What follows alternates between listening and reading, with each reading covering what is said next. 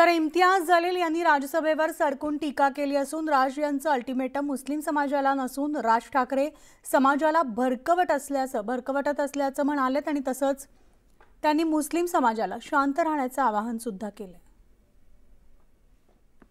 ते भोंगे बंद करा, नाहीतर एकदा होऊच द्या। काय अर्थ आहे तुमचा?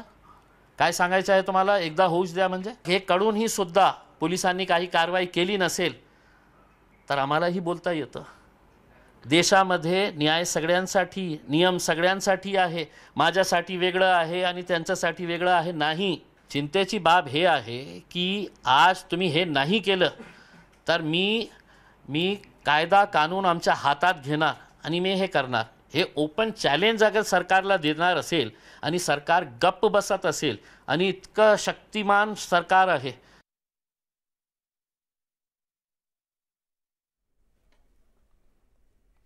तर मुंबईत पार पडलेल्या भाजप बूस्टर सभेमधून विरोधी पक्षनेते देवेंद्र फडणवीसांनी बाबरी विध्वंस आणि राम मंदिरावरून शिवसेनेवर हल्लाबोल केलाय। बाबरी पडली तेव्हा तुम्ही कुठे होतात असा थेट सवालच फडणवीसांनी केलाय। तसंच उद्धव ठाकरे आणि मवियाला टार्गेट करताना तुम्ही म्हणजे महाराष्ट्र आणि हिंदुत्व नाही अशी टीका देखील त्यांनी केली आहे।